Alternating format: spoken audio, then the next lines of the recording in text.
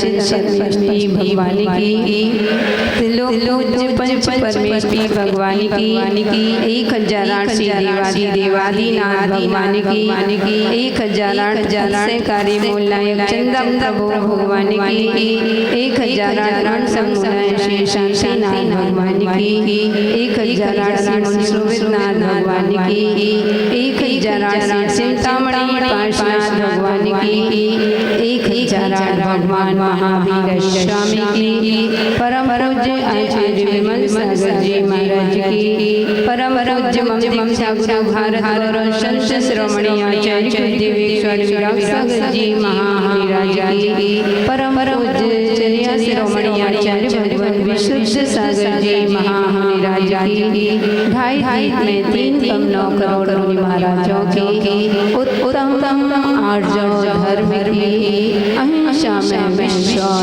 धर्म की।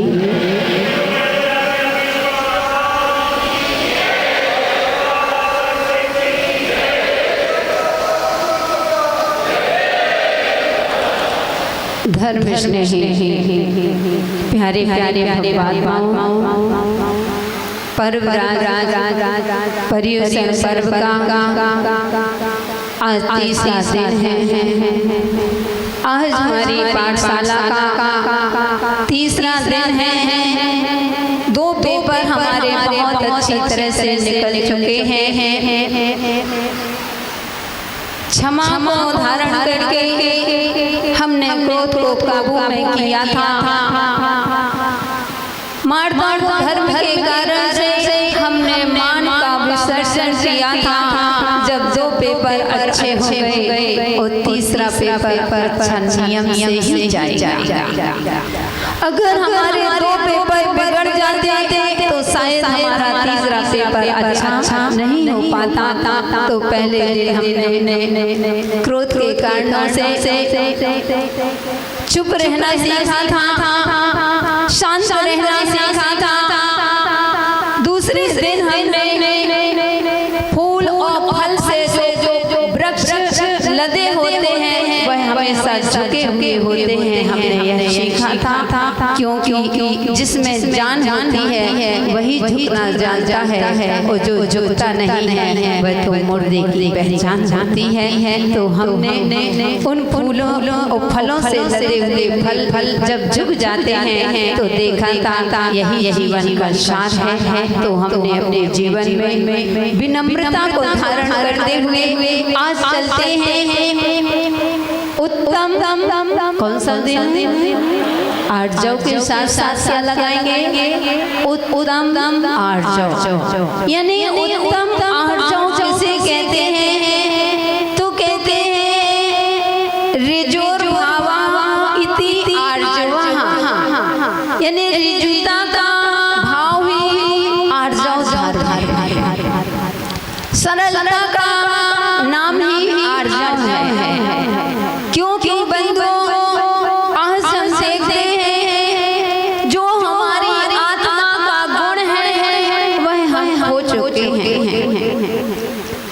आज हमारी दौड़ दूसरी तरह चल रही है। कहते हैं पहले के समय में रास्ता टेढ़ा होता था लेकिन चलने वाले सीधे होते थे, बड़े सरल होते थे, सीधे होते थे। लेकिन आज सीधा रास्ता हो गया लेकर उस पर चलने वाले लोग, अरे जोर से बोल दिया गया, टेढ़े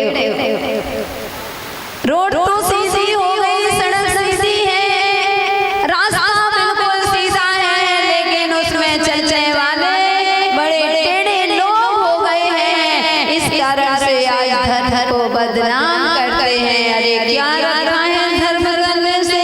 धर्म बड़ा कठिन होता है, ध्यान रखना। धर्म कठिन नहीं होता है, धर्म तो सरल होता है, सहज होता है, मृदु होता है। लेकिन चलने वाले धर्म के राह पर चलने वाले कठिन हो सकते हैं, वो टेढ़े टेढ़े हो सकते हैं।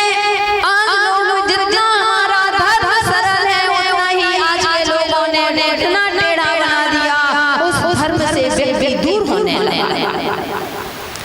धर्म से व्यक्ति विपरीत होने लगा कि नहीं, अरे हमने देख लिया नहीं, धर्म बड़ा बड़ा है, धर्मात्मा जितने धर्मात्मा होते हैं वे बड़े क्रोधी होते हैं, वे बीमार होते हैं, आदि। बंधु कहीं ऐसा तो नहीं। जिस प्रकार से एक बार सूरदास जी से एक व्यक्ति ने सूरदास को भोजन करने के लिए बुलाया, सभी लोग वहाँ जीपने गए और सूरदास जी भी बैठे हुए थे उस पंक्ति में भोजन करने के लिए। तो लोगों ने कहा, तो सूरदास जी से पूछा कि सूरदास जी खीर खाओगे क्या, खीर परोसे? तो उसने कह दिया, क्योंकि तुम्हारा ध्यान रखना कल मालपुआ बने थे, आज खीर बने। क्या बता आ ही जा, वो दोनों की जोड़ी है, मालपुआ और खीर की जोड़ी है। तो बंधु अब उसने कहा खीर खाओगे, लेकिन सूरदास जी थे। सूरदास जी कहते हैं कि भाई बगल में कौन बैठे थे, किसको बता दें कौन बैठे थे? दीपचंद जी को तो कह नहीं सकते, क्योंकि दीपचंद जी कहते हैं हमारा तो माता जी कल्याण मंदिर में 46 बार नाम लेती हैं, वो गिनते थे। कोई दीपक लगाता हमारे दीपचंद जी नाम गिनते हैं, हमारा कितने बार गुरु ने नाम लिया। तो बंधु तो साया अब हम महावीर जी को प्रद्युमन जी को लिए ले रहे। प्रद्युमन जी बैठे थे, तो सूरदास जी ने प्रद्युमन जी से पूछा, भाई एक खीर कैसी होती है? क्योंकि सूरदास की आंखें नहीं थी, उन्होंने कभी खीर को देखा नहीं। तो प्रद्युमन जी कहते हैं कि खीर बिल्कुल सफेद होती है। कैसी होती है? सफेद होती है। अब सूरदास जी पुनः उनसे पूछते हैं कि भाई सफेद कैसे होती है? बोले बिल्कुल बगुले की तरह सफेद होती है। तो अब सूरदास जी कहते हैं बगुला कैसा होता है? तो कहते हैं प्रद्युमन जी ने ऐसा हाथ किया, यूं हाथ कर दिया, और सूरदास जी का हाथ अपने हाथ में फिर कहते हैं कि इसको छुओ, इसको हाथ को टच करो और देखो, कोई ऐसा हाथ हमने बना लिया। और जैसे ही सूरदास ने ऐसा देखा, वो यूं देखा कि बगुला ऐसा है। सूरदास जी कहते हैं नहीं नहीं भाई, मुझे खीर नहीं खाना, जब बगुला इतना टेढ़ा है तो खीर कितनी टेढ़ी होगी। इसलिए बंधु कहने का तात्पर्य, खीर तो बिल्कुल स्वादिष्ट बहुत अच्छी है, सीधी अच्छी थी, लेकिन बताने वाले कैसे हैं? टेढ़े हो जाते हैं। नहीं प्रद्युमन जी टेढ़े नहीं है। अब बाहर निकले तो सब तुमने खीर खाने दी। तो बंधु खीर तो खीर होती है, लेकिन बताने का ढंग ऐसा होता है। वह कहते हैं जब बगुला इतना टेढ़ा है तो खीर कितनी टेढ़ी होगी। यही स्थिति आज आप सबकी है कि धर्म तो बहुत सीधा है, बहुत सच्चा धर्म है, बहुत अच्छी तरह से धर्म में जो भी आता है बंधु उसका बेड़ा पार हो जाता है। धर्म किसी को दगा नहीं देता है, लेकिन आज धर्म के राह पर चलने वाले व्यक्ति कुछ दूसरे हो गए हैं। यानी उनके जीवन में वस्तु कुछ होती है और व्याख्या कुछ और करते हैं, मन में कुछ और होता है और वचन से आप कुछ और करते हैं। आज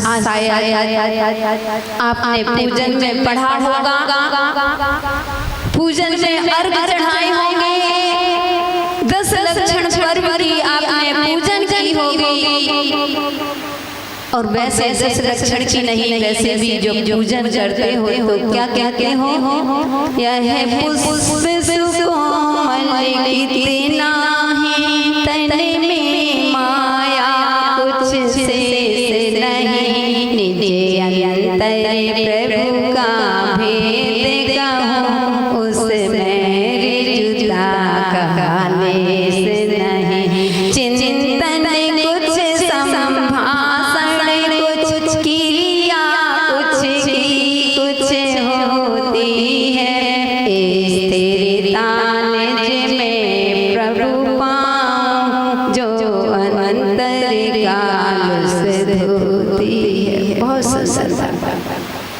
चिंतन संभाषण कुछ, क्रिया कुछ होती है, यही तो मायाचारी है। अगर धर्म में प्रवेश करना है तो कहाँ गया है? पंडित दौलत राम जी को कहना पड़ा है कि नमः त्रियोग समानाय। एक बार तुम तीनों योगों को स्थिर करके एक बार तो नमस्कार करो। देखो तुम्हारे जीवन में कैसे चमत्कार नहीं घटता है। लेकिन आज नमस्कार कैसा होता है? मन से कहीं होते हैं, वचन से कुछ कहते हैं और काया से कुछ कहते हैं। मंदिर में पूजा हो रही है, मन हमारा दुकान में लगा हुआ है, यहाँ पर पूजन हो रही है, जय जय नाथ परम गुरु। और मन में क्या चल रहा है ज्ञानी आत्माओं, क्या विचार चल रहे हैं? और तो और बार बार घड़ी देख रही है, समय हो रहा है, जल्दी पूजा खत्म हो, जल्दी प्रवचन खत्म हो। खैर मेरे प्रवचन में नहीं, हमारे प्रवचन की तो यही तो विशेषता है, भले ही अच्छे हो या ना हो, लेकिन हमारे प्रवचन में आज तक कोई घड़ी देख ही नहीं पाया है।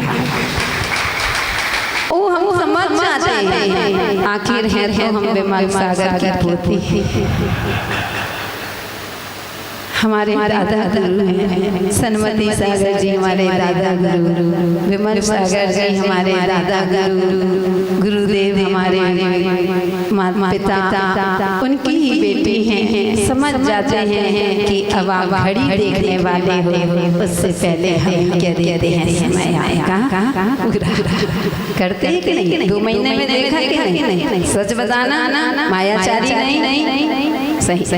तो बंधु हम बार बार घड़ी देते हैं, हम मायाचारी देते हैं। अगर कोई बाहर का आ गया तो इतने अच्छे से और ताली बजा के ऐसे करेंगे कि सामने वाला आएगा कहेगा अरे या बहुत ही अच्छी पूजा चल रही है। अगर पूजा देखना हो, पुजारियों को देखना हो, शिवरात्रियों को देखना हो तो 12 मन की चल।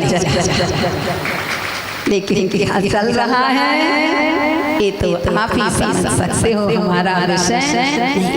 इसलिए बंधु आज हम मायाचारी करते हैं और मायाचारी हमारी पल पल में मायाचारी हो रही है। हम भगवान के सामने भी मायाचारी कर लेते हैं, भगवान के दर में आकर के गुरुओं के चरणों में बैठ के हम मायाचारी करके चले जाते हैं। कहते हैं अन्न क्षेत्रम कृतम पापम वज्रले अन्न क्षेत्रम कृतम पापम पुण्य क्षेत्रम विनश्यति और पुण्य क्षेत्रम कृतम पापम वज्रले विनश्यति। कि अन्न क्षेत्र में किया हुआ पाप हम पुण्य क्षेत्र में काट सकते हैं और पुण्य क्षेत्र में ही अगर हमारी मायाचारी प्रारंभ हो गई तो हमारी क्या दशा होगी। हमने आपको बता चुके थे कि आप घर से निकले हो, मंदिर का बहाना लेकर के निकले हो कि मैं मंदिर जा रहा हूँ, और मंदिर में पहुँचे ही नहीं, रास्ते में कोई तुम्हारे दोस्त यार मिल गए, तुम्हारी फ्रेंड आदि मिल गई, तो वही पूछने लगे अच्छा ठीक हो और कब आए थे? तुमने भी शिविर में भाग लिया है क्या? ये साड़ी कहाँ से मंगाई है? कितने की आई? क्या हो गया? बोलो क्या कर लिया तुमने? मायाचारी। हमारा धर्म कहता है आप मंदिर का घर से क्या क्या कहने लेते कि मैं मंदिर जा रहा हूँ। अगर मंदिर के बीच में आते ही अगर आप किसी से बातें कर रहे हो, आप मंदिर आए थे कह रहे थे कि मैं पूजन करने जा रहा हूँ, मैं प्रवचन सुनने जा रहा हूँ, वो यहाँ आकर के जब जब समय है 4 लोग मिले वो बतियाने लग गए ये क्या चल रही है? मायाचारी। अरे जो है वही करो, दुनिया डली है पाप करने के लिए बाहर जाओ, लेकिन क्या तुम धर्म क्षेत्र में ही ज्यादा पाप करते हो? बंधु बाल सफेद हो गए, मायाचारी चल रही है, बाल तो सफेद हो गए लेकिन कहीं किसी को उम्र ना ज्यादा दिख इसलिए क्या हो गया, क्या करा के आ गए, लाइक करा के आ गया, क्या कर लिया, मायाचारी कर लिया। आप इतने वैसे ही आपको इतना सुंदर रूप मिला है, भक्ति सुंदर रूप, भक्ति से ही आज तुमको ये अंग सही मिले हैं, लेकिन उसमें ऊपर से जो नहीं है उसको बना बना करके मायाचारी करके, मायाचारी में मायाचारी, एक तो स्त्री पर्याय वाली थी, मायाचारी थी। हमारे गौमठ साहब जी कांड में नेमी चंद्राचार्य महाराज कहते हैं स्त्रियों की मायाचारी को एक देव भी पता नहीं कर पाता। इतनी मायाचारी, मन में कुछ होता है, वचन से कुछ होता है, और काय से हमारा कुछ और हो रहा है। अगर कोई सामने आ गया, नहीं भी है मन हंसने का, कभी मुस्कुरा दिया, अरे मायाचारी। अगर हम उसमें बोलना नहीं है, किसी से बात नहीं करना, किसी को कुछ नहीं, क्योंकि आप लोग जानते हो ज्यादा नहीं कहते हैं, क्योंकि भी 1.5 महीना और निकलना है। भले दीपचंद जी तो कहते हैं उनकी बात तो बाद में, लेकिन दीपावली तक तो रहना, क्यों सुनील जी, सही है ना, दीपावली तक। दो बंधु कहने का तात्पर्य, हमने पूर्व में मनुष्य आयु का पहले बंद कर दिया था, इसके बाद में हम लोग आयु का बंद हुआ, पहले आयु का बंद हो गया था, मनुष्य आयु का बंद कर दिया था, लेकिन उसके साथ में जीव तुमने माया छल कपट किया होगा, देव शास्त्र गुरु के सामने जाकर के आपने मायाचारी की होगी, तो कहते हैं कौन सी पर्याय मिल गई, निंदनीय परिवार मिल गई, हमको स्त्री पर्याय मिल गई, और स्त्री पर्याय में भी आकर के मायाचारी मंदिर में आ रहे हैं, सुंदर लगना चाहिए, क्या लगा करके आ गए, मेकअप करा के आ गए, क्रीम पाउडर लगा करके आ गए, इतने सुंदर, और कहीं दिख ना जाए तो थोड़ी थोड़ी माता जी लिपस्टिक नहीं थोड़ा बहुत लगा लेते हैं। क्या लगा लिया, किसको दिखाने आए, आयु का बंद हो गया, कौन सी गति में जाओगे।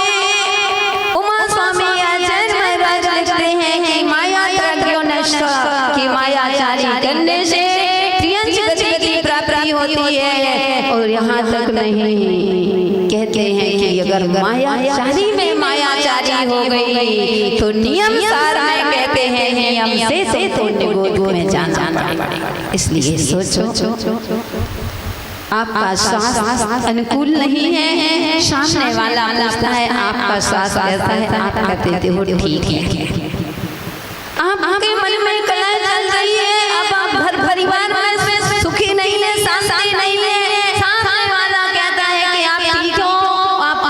मैं ठीक हूँ, मायाचारी हो गई। सूक्ष्मता से देखेंगे हमारा जैन दर्शन कहता है मायाचारी। इसलिए बंधुओं, ऐसा नहीं, पुरुष बड़े खुश हो रहे हैं कि मायाचारी महिलाओं में पाया जाता है, महिलाओं से भी ज्यादा पुरुषों में कम मायाचारी नहीं। मुझे याद है दो भाई थे, बचपन में बड़ा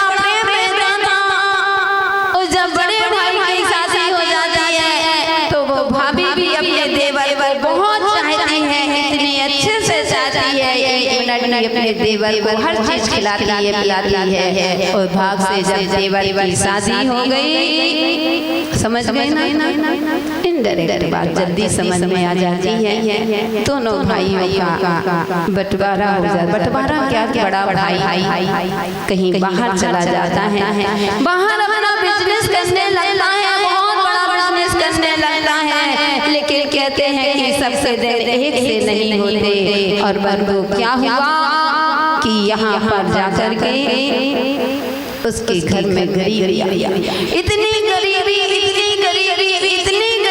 आ गई, सुबह कमाता शाम को खाता, और शाम को कमाता तो सुबह खाता, कभी कभी तो बच्चों को पानी बस ही पिला लाता था, क्योंकि उसके खाने के लिए जिस काम में हाथ डाला उसी में ही उसको लॉस होता था। बंधु क्या करता, बहुत दुखी था। भगवान के पास भी चाचा, लेकिन कौन सुनने वाला। जब पाप कर्म का उदय है तो कोई अपना नहीं होता है। कहते हैं जब पाप कर्म का उदय होता है तो माता पिता भी अपने दरवाजे बंद कर संसार की रीति है। और बंधु अब वह एक दिन उदास था, बच्चों को देख करके आंखों में आंसू से तो उसकी पत्नी उसे धैर्य दिलाती है कि आप पुरुष हैं, आप धैर्य रखो, कोई बात नहीं, कोई सहयोग नहीं करता है इसलिए सहयोग नहीं करते, क्या पता है पैसा वापस देगा कि नहीं देगा। क्योंकि हमने बताया ना आज इंसान की कीमत नहीं, कहते इंसानियत की कीमत नहीं, पैसों की कीमत नहीं। तो उसने सोचा कहा कि आप बताते हो कि आप दोनों भाइयों में बहुत प्रेम था, तुम्हारी भाभी तुमको बहुत चाहती थी, जाओ कुछ सहयोग के लिए वहाँ पहुँच जाओ तो शायद तुम्हारी भाभी भी सहयोग कर दे। वह कहता है अरे भगवान, जब किस्मत खराब होती है तो कोई भी अपने नहीं होते हैं, अपने सगे भी पड़ोसी से भी गए हो जाते हैं, कोई एक गिलास पानी देने वाला नहीं होता है, चाहे वह सगे उसने कहा जाओ तो सही, भाई तो भाई होता है। पीपल का पत्ता कहीं भी जाएगा कहलाएगा पीपल का, फिर जाओ तो भाई का प्रेम होता है, चले जाओ। बंधु वह गया, नहीं माना, पहुंच गया, बस में बैठा और अपने भाभी के पास पहुंचा। जैसे ही पहुंचा भाभी ने उसकी स्थिति देखी कि फटे हुए कपड़े, समझ गई कि स्थिति खराब है। अब उसकी मायाचारी प्रारंभ हो गई। देखो कैसे मायाचारी प्रारंभ होती है। और जैसे बैठाती है, आओ देवर जी आओ, बैठो। और वह देख रही है, समझ गई कि स्थिति खराब है, कुछ मांगने वाले होंगे। तो वह कहती है कि देवर जी आप तो भोजन करके ही आए होंगे। क्या पूछ लिया? आप तो भोजन करके ही आए होंगे।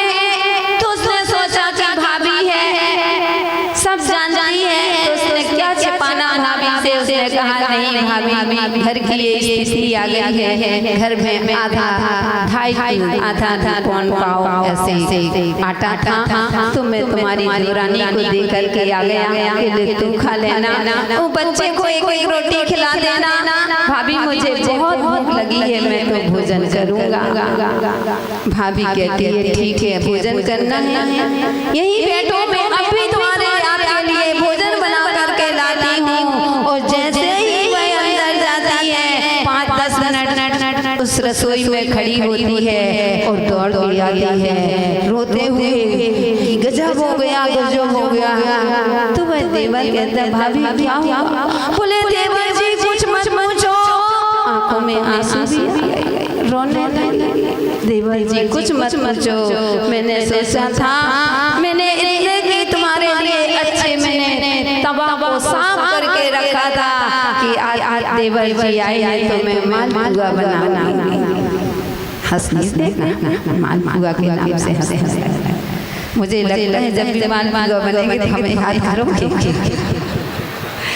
तो बंधु उसमें कहती है कि देवर जी मैंने सोचा था कि मालपुआ बनाऊंगी, लेकिन गजब हो गया। मालपुआ क्या, वह जो चूहिया आई वो तवा लेकर के चली गई। चूहा रहता है, चूहिया, वह चूहिया तवा ले गई। अब मैं कैसे बनाऊं? बंधु वह समझ में आया। उसने कहा कि भाभी तबा चूहा ले गया हो, चूहिया ले गई हो, ना ले गई हो, लेकिन मेरी किस्मत जरूर चूहिया ले गई। वह दुखी हो गया और उसी क्षण घर से निकल जाता है और प्रतिज्ञा कर लेता है चाहे मैं कुछ भी हो जाऊं, दूसरे के यहाँ भीख मांगूंगा, लेकिन कभी भाभी के भैया के घर में नहीं। क्योंकि जो दुख में बंधु ऐसा ही होता है, कभी परिणाम खराब मत करो। क्योंकि ये दुनिया है, जब सुखी होते हो, जब तुम्हारे पास खुशियाँ होती हैं तो दुनिया तुम्हारे साथ होती है, और जब तुम्हारे ऊपर संकट आते हैं, विपदाएं आती हैं तो दुनिया पीछे हो जाती है। हम आपको बता चुके थे कि जब शादी होती है, दूल्हा घोड़ी पर बैठता है तो बाराती हमेशा आगे चलते हैं, चलते कि नहीं चलते? बाराती आगे चलते हैं और दूल्हा पीछे होता है, लेकिन जब कोई खत्म होता है तो अर्थी पहले चलती है, वो व्यक्ति पीछे चलते। ये दुनिया की रीत, दुख में कोई साथ देने वाला नहीं है। इसीलिए हमने आपको बताया था कि कभी अपने घर में कितनी भी गरीबी हो, कितनी भी दुखी हो, कभी पड़ोसी को मत बताना, क्योंकि पड़ोसी रो रो करके पूछ लेता है और बाद में हंस के बाद में प्रदर्शन करता है, क्योंकि उसकी माया जारी है। इसलिए कभी नहीं कहना फूलों में बैठी तितलियों को मत उड़ाइए, फूलों में बैठी तितलियों को मत उड़ाइए, अपने घरों की बात ना सड़कों पे लाइए। कि कभी भी किसी को अपना दुख मत बताओ, तो उसने सोचा कि मेरी तो किस्मत ही चुहिया ले गई है, और वह निकल गया। और जैसे ही लौटने लगा, उसको लगा कि अरे भाभी तो वैसे ही पराए घर की होती है, भाई तो भाई होता है। मैं यहाँ तक आया हूँ और भाई से बिना मिले अगर मैं चला गया तो मेरे भाई को बुरा लगेगा। आखिर खून को खून ही होता है, भाई भाई ही होता है। तो उसने सोचा मैं भाई के पास जाता हूँ, और जैसे ही वह अपने भाई के पास पहुँचता है, भाई ने अपने भाई को देखा, रोम रोम खड़े हो जाते हैं, पुलकित हो जाता है, और ऐसे ही भाई को अपने गले से लगा लिया। दोनों के जब गले से लगाया, दोनों की आंखों से आंसू निकल रहे हैं, और बड़ा भाई कहता है छोटे भाई से कि बेटा भाई तूने क्या स्थिति बना रखी? वह कहता है भाई सब कुछ बता दिया। बोले चलो पहले घर चलो, पहले भोजन करो, एक कपड़े बदलो, आओ। पहले उसने अपनी दुकान में और कपड़े की दुकान की सिहाई के पहले कपड़े उतरवाए, उसको बहुत सुंदर कपड़े पहनाए, और बोले चलो भाई अपन बहुत दिन से बरसों हो गए जब माँ अपन को एक थाली में भोजन कराती थी, अब बड़े होने के बाद एक थाली में कब से अपन ने भोजन नहीं किया। चलो चलते हैं, अपन घर में चलते हैं, डट के भोजन करें। उसने कहा नहीं नहीं नहीं, उसने पूरी बात बता दी।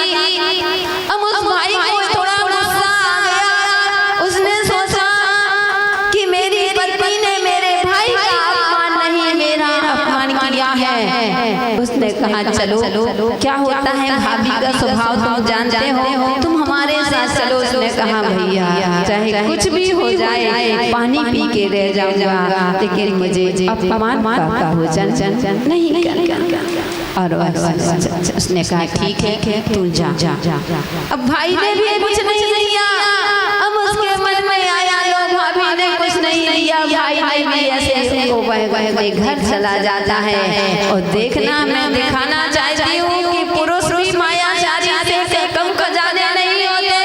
और वह जैसे ही घर में पहुँचते हैं, अरे वह अपना मुंह बिगाड़ते हैं, गजब हो गया, गजब हो गया, हाय हाय गजब हो गया। वह पत्नी आती है, क्या हुआ? बोले पता चला कि तुम्हारे पीहर में आग लग गई, तुम्हारे घर परिवार में आग लग गई, पूरा मकान जल गया, पड़ोसी के आसपास के लोग भी मकान जल गया, सब कुछ खत्म हो गया है। बहुत भगवान ने बुरा किया, बहुत भगवान ने बुरा किया। यहाँ तक बस इतना सुरक्षा है भगवान की अनुकंपा से कि तेरे भाई भाभी भतीजे माता पिता सुरक्षित है, बाकी सब कुछ स्वाहा हो गया। बस जोर जोर से रोने लगी, चिल्लाने लगी और बेहोश होकर गिर। उसने पानी का छींटा मारा, उसको उठाया, उसने कहा चिंता मत कर, ऐसा करो, दुख में अगर एक दूसरे के काम में नहीं आए तो इंसान किस काम के, किस काम का पैसा।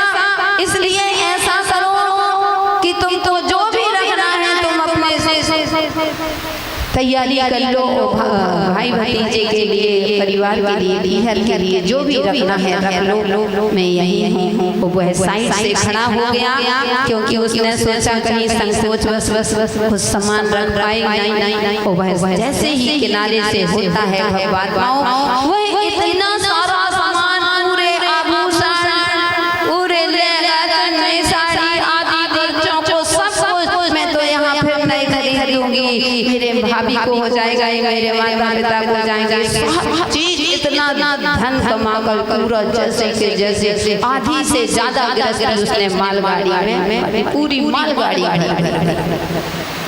और उसने अपने नए कपड़े पहने और बोली चलो जल्दी चलो, मेरे पियर में मेरे माता पिता दुखी होंगे, भूखे प्यासे होंगे, चलो। तो उसने सोचा अब तो ये चलने के लिए तैयार हो गई, अब क्या करूं।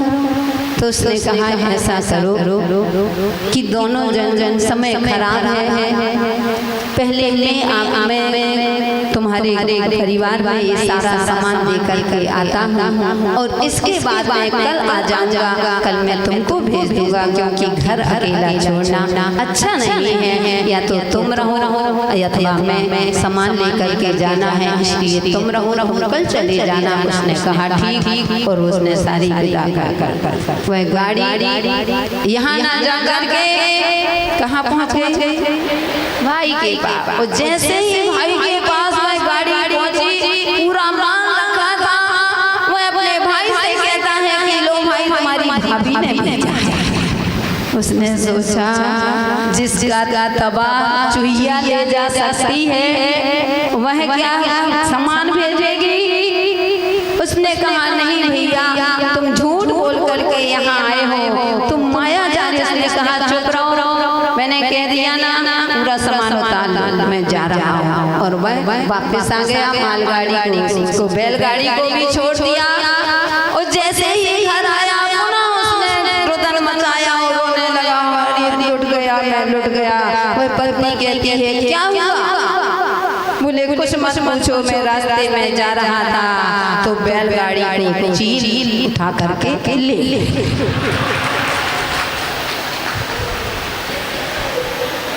चील बैलगाड़ी ले गई। तो वह पत्नी कहती है सुनो, मुझे तुम बुद्धू समझते हो, कहीं चील बैलगाड़ी को ले जा सकती है तो मुझे बुद्धू बना रहे हो। आधी उसने कहा कि अरे भगवान, जब तबा चूहिया ले जा सकती है तो क्या चील बैलगाड़ी को नहीं ले जा सकती।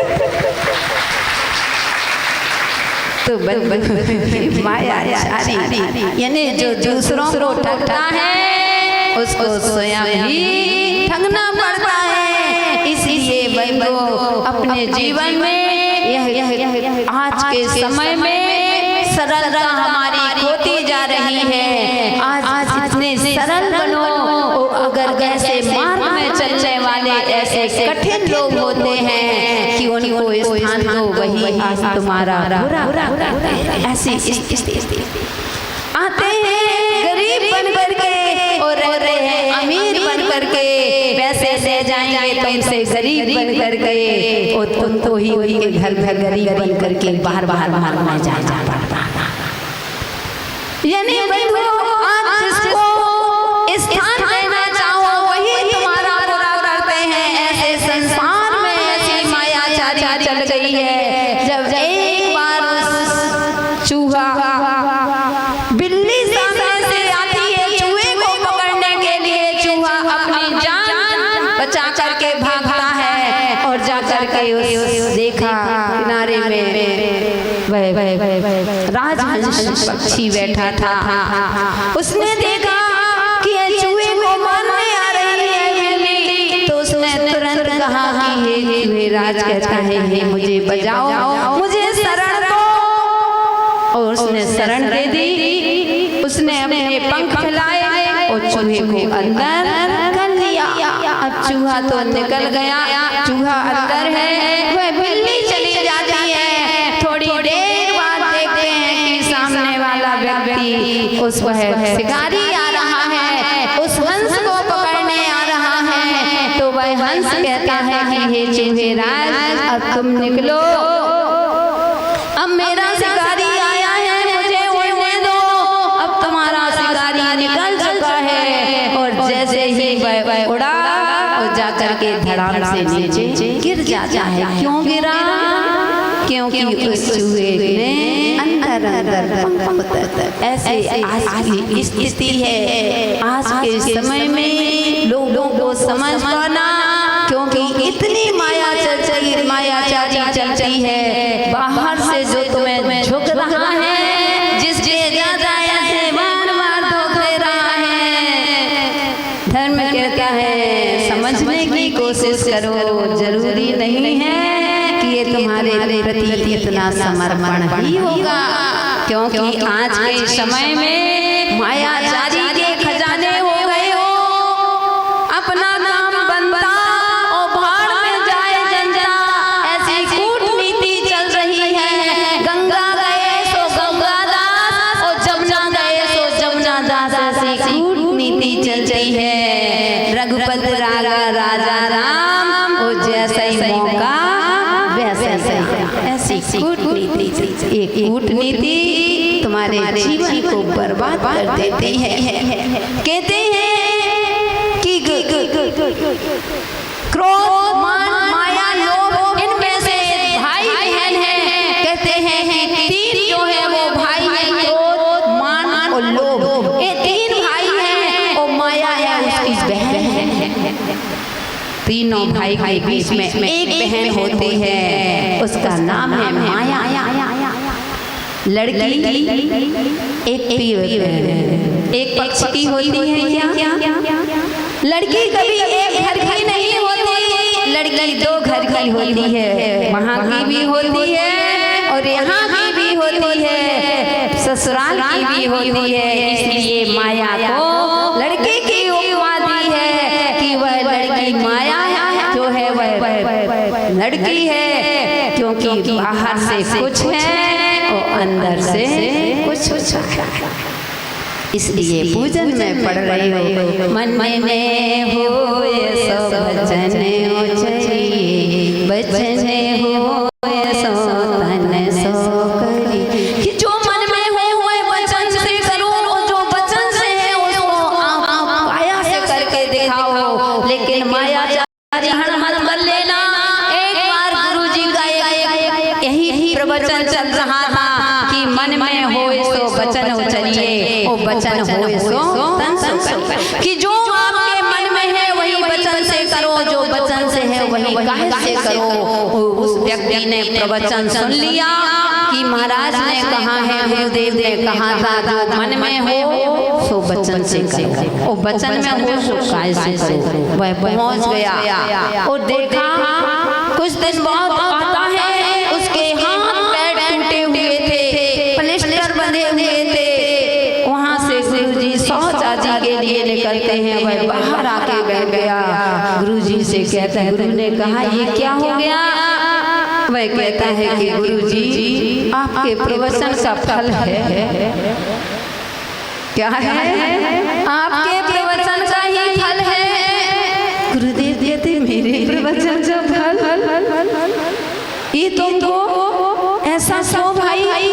कहते हैं ऐसा ही है महाराज, आपने कहा मन में हो सो वचन हो चलिए, वचन हो सो तन सो करिए। जो मन में हो वही वचन से करना चाहिए, और जो वचन से हो तो काय से भी करना चाहिए। महाराज मैंने आपकी बात को मैंने प्रमाण मान लिया था, ये बिल्कुल सच है। वो मैं गया महाराज, स्कूल गया, मुझे बहुत गुस्सा आ रही थी। तो मैंने मन में तो था कि इसको मार दूं, इसको अलग अलग दूं, तो मैंने उसको गाली गलौज करना शुरू कर दिया, क्योंकि मन में आया था। तो वचन से कह दिया, और जैसे ही गाली को दी फिर मैंने उसकी महीने को हुए, इतने में सारे स्कूल के सारे लोग टीचर आ गए। उस मुझे स्टाफ के सारे लोगों ने मिलकर के मुझे मार किया। गुरुजी कहते भोले प्राणी, उसके पहले प्रवचन सुनने से पहले तुम सरल हो जाते। जो सरल होते हैं उनके लिए ये प्रवचन होते हैं। तुम्हारे अंदर क्रूर नीति भली थी, कूटनीति से मतलब बंधु मायाचारी।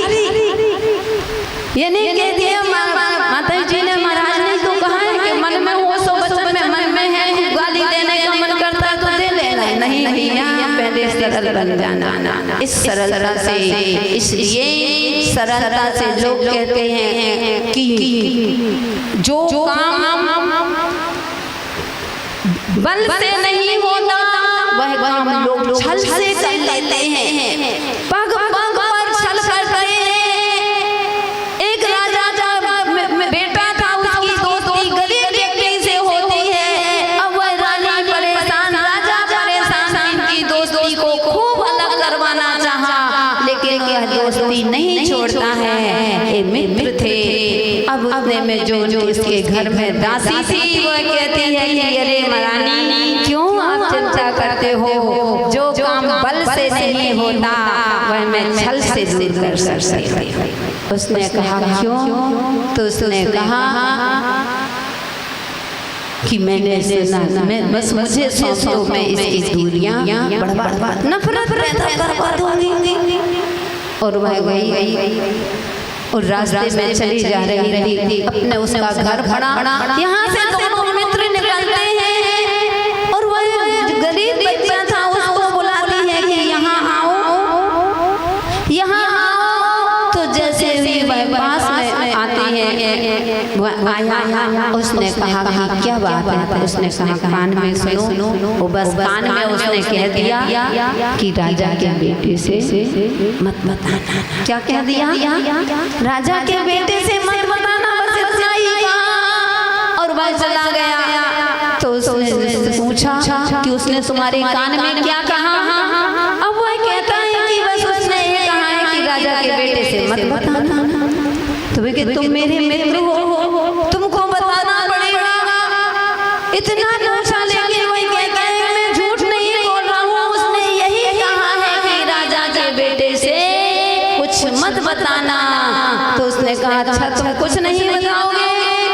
एक क्षण नहीं लगा बंदो, उन दोनों की दोस्ती टूट जाती है। ऐसे लोग छलछलती होते हैं। ये मायाचारी करके जो काम बल से नहीं होता वह छल से करते हैं और कहते हैं कि चुकना।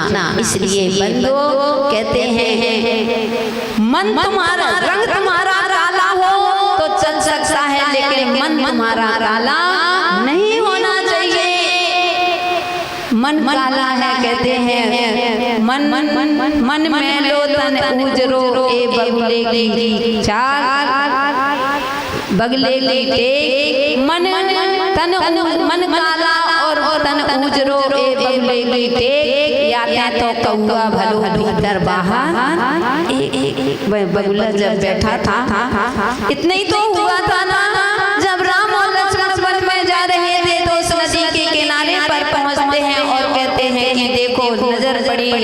राम कहते हैं कि देखो लक्ष्मण, या कि लक्ष्मण कहते हैं कि देखो भैया, कितना ध्यान में, भले ही पक्षी है, तिर्यंश है, लेकिन कितना टकटकी लगा करके तक में ध्यान कर रहा है। तो उसने कहा भैया ये ध्यान नहीं, ये कुछ और कर रहा है। उसने कहा नहीं भाई मैं नहीं मानता।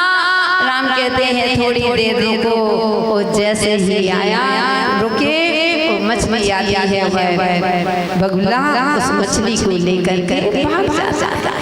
इसलिए कहा है मन में लो तन उजरो, ए बगुले की टेक। या तो कौआ भलो भीतर बाहर। इसलिए बंदो आज का धर्म हमें मायाचारी से दूर करना सिखाता है। कहते हैं माया की छाया जिसकी काया पड़ जाती है उसके जीवन का सफाया ही हो जाता है। छल कपटी व्यक्ति को सबसे पहले अपने विश्वास को खोता है। जो कपटी होता है उस पर कोई विश्वास नहीं करता, पता नहीं है कब हमारे वो जो ज्यादा छटपट करता है उसके सीने में छाले हो जाते हैं। इसलिए अपने जीवन में मायाचारी का त्याग करो, अपने जीवन में रिश्ता लाओ। कहते हैं माया जीवन को छलती है, कुटिल चाल हर दम चलती है। और जो धर्म हमें सिखलाता, मोक्ष मार्ग से जोड़ो नाता। छले और कपट के हाथों अपना बेच रहा ईमान, प्रभु पर देख तेरे संसार की हालत क्या हो गई भगवान, कितना बदल गया इंसान। इसलिए बंधु इस मायाचारी से दूर रहना, इस माया को तज करके अपने जीवन में सरल बनो। क्योंकि भले ही कहते हैं सरलता का जमाना नहीं है, लेकिन जो लकड़ी सीधी होती है कहते हैं तो उसके फर्नीचर बनाए जाते हैं, और जो लकड़ी टेढ़ी होती है उसको चूल्हे में जलाया जाता है। सर कितना भी टेढ़ा हो, लेकिन जब दिल में प्रवेश करता है तो उसको सीधा होना ही पड़ता है। इसलिए बाहर से कितने टेढ़े रहो, लेकिन अगर संस्थालय में जाना है, प्रभु के द्वार में जाना है, तो तुम्हें सीधा तो बनना ही पड़ेगा। मायाचारी मत करना, छोड़ दो इस मायाचारी को। जो है तो मुंह से कह देना पापड़ खाना है तो पापड़ खा लेना मंगा के। व्यक्ति ससुराल गया, ससुराल जा है, शायद कौन गए थे, नमन जी की शादी हो गई ना, नमन भैया थे, अभी नहीं गए थे ससुराल। एक बार इनको पापड़ बहुत पसंद है, सही बोला ना? देखो पहचान गए, तो पापड़ बहुत पसंद था। अब वो घर में जैसे ससुराल पहुंचते हैं, सासू ने इतने प्रकार के व्यंजन बनाए, प्रकार के व्यंजन वो भोजन कराने बैठे तो पापड़ सामने रखे थे, लेकिन सासू पापड़ देना भूल गई। अब देखो नमन जी की मायाचारी बोली, अरे सासू माँ, मम्मी जी आज कुछ मत पूछो, आज रास्ते में मैं आ रहा था, इतना बड़ा सांप निकला, इतना बड़ा सांप निकला, जैसे यहाँ से जहाँ तक वो पापड़ के बर्तन लगी हो वहाँ तक। वो समझ गई अरे जमाई साहब से पापड़ नहीं खिला, इतने बड़ा सांप निकला जहाँ जहाँ वो पापड़ रखे हैं, यानी कितनी मायाचारी हो रही है। इसलिए बंधु क्षेत्र में आकर के 16 अगस्त हो गए, बस ऊपर से किंचा डाले हो गई सुस्ती, हम तो ऊपर के वस्त्र बदल लिए, अंदर के वही लेने हो, मायाचारी हो गई। मायाचारी करके कहाँ जाओगे?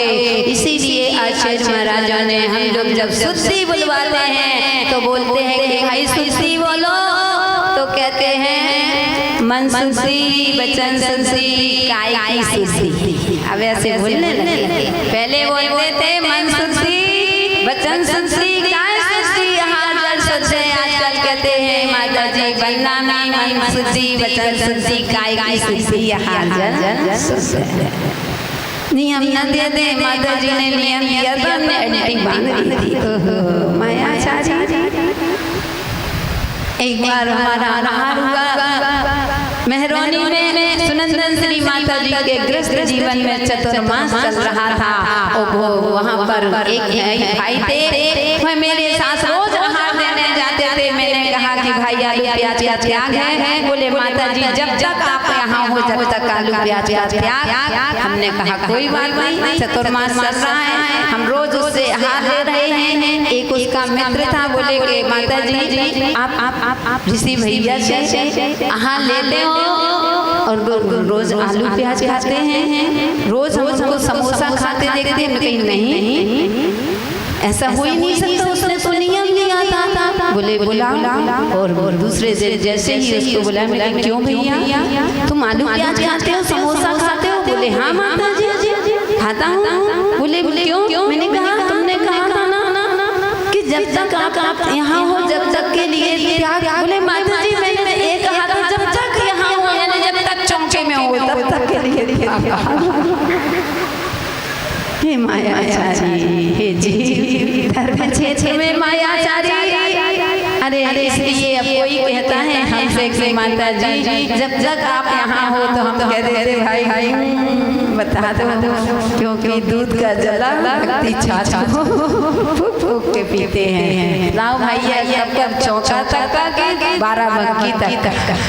बोले 12 बंकी तक तो इसलिए बंधुओं कभी भी हमें धर्म क्षेत्र पर मायाचारी नहीं करना चाहिए। कभी भी हमें जितने सरल बने रहो कोई बात नहीं। लोग कहते हैं सरलता का जमाना नहीं, लेकिन तुम सरल बने रहोगे, अपने आप में रिश्ता का भाव लाओगे। जितने सरल बनोगे उतने ही आप ऊंचाइयों पर जाओगे। इसलिए समय अपना बहुत हो गया है और आज उस मायाचारी का त्याग करके अपने जीवन में आर्ष धर्म को ग्रहण करेंगे, तभी हमारे जीवन का कल्याण होगा, तभी हमारे प्रभु का हमारे अंदर प्रवेश हो सकता है, अन्यथा नहीं। ऐसे ही बंधु आज आप सबके बीच में श्रमणी आलिका सुनंदन श्री माता जी का आज इस पुद्गल शरीर का जन्म हुआ था।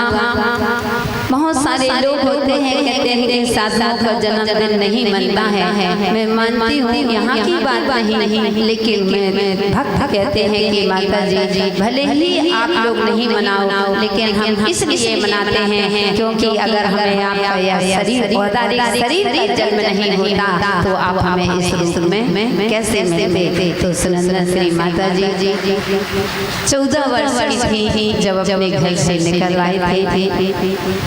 10th में पढ़ रही थी, शायद पेपर भी नहीं ये पता नहीं, और छोटे थे 11वीं पढ़ते थे, 10वीं पूरी हो गई थी, 11वीं पढ़ते थे। 14 साल की जब इस मार्ग में निकल आई थी, बहुत छोटी थी, लेकिन बस ये वास्तव में हमने तो ठीक हमारी श्री माता जी ने उनको इतने अच्छे संस्कार दिए, हर चीज से पढ़ाई से। अब 14 साल में बच्चा क्या जानता है? आज के बच्चे तो स्वयं भोजन करना भी नहीं जानते हैं। फिर छोटी उम्र में आए थे, लेकिन इनको कुछ भी सिखाते थे, उत्साह रहता था, हर चीज को सीखने का उत्साह था। और सीखा वो ऐसा नहीं है कि हम हमारी शिष्या है तो हम डांटते नहीं, हम डांटते भी हैं, लेकिन बस सुनंदन श्री माता जी से यही कहेंगे यह जीवन मिला है, यह जीवन दोबारा नहीं मिलता है। आपने अपने जीवन में इतने से उम्र में संयम को धारण किया, तो संयम को धारण करके आप अपने निरंतर व्रतों का पालन करें। आप किसी से प्रभावित बाहर वस्तुओं से अपन को प्रभावित नहीं होना। 4 लोग 4 दिन के लिए मिलते हैं, लेकिन 4 दिन में आकर के आप जीवन को खराब कर देते हैं। इसलिए अपने जीवन में प्रेम भाव रखो, मायाचारी से दूर रहो, छल कपट से दूर रहो, झूठ मायाचारी छोड़ करके खैर आप साधु हैं। आप अपने जीवन में जितने सरल बनोगे उतने ही आप महान बनोगे, और सरल नहीं बनोगे तो कभी आप भगवान नहीं बन पाओगे। तो सुनंदन श्री माता जी का इस औदारिक शरीर का जन्म हुआ। कितने वर्ष? पूरे 36 वर्ष आज पूरे हो गए। 37वां अवतरण दिवस पुद्गल सोची है तो क्या, लेकिन जब 14 साल की थी और 14 साल हमने अपने साथ में पहले रखा, पढ़ाया, लिखाया, हर चीज से मतलब उनको व्यवस्थित किया, उनको होशियार बनाया, और हर चीज उन्होंने सीखी। इसके बाद उनकी दीक्षा हुई थी। तिथि से 1 अक्टूबर है, तारीख से 1 अक्टूबर है। और वैसे दशहरा के दिन हमारे तीनों माता जी, 4 माता, वहाँ 3 माता जी की दीक्षा हुई थी। तो वास्तविक जन्म तो 12 बंकी वालों का पुण्य है। महावीर जी ने अभी बोला, हम भी कह रहे बहुत पुण्य है कि 12 बंकी वालों को अनायास ही सब कुछ यहीं मिल रहा है। सबके जन्मदिन, किसी का दीक्षा दिवस, आपको भी जन्मदिन। अभी 4 माता जियों का दशहरा के दिन आप लोगों को दीक्षा दिवस मनाने का भी सौभाग्य मिलेगा। यह हर किसी के पुण्य में नहीं होता है। ये बिरले लोग होते हैं, उन बिरले लोगों में एक 12 बंकी वाले ही होते हैं। तो इसलिए सुनंदन श्री माता जी के लिए मेरा बहुत बहुत मंगल आशीर्वाद है कि आप अपनी साधना करके अपने एक दिन लक्ष्य को प्राप्त करो। जो आपने स्त्री पर्याय का छेदन करके वो आप जितने सरल रहोगे उतने ही महान बनोगे। ऐसी पूरी भावना के साथ समय अपना पूरा होगा। जय जय महावीर भगवान की।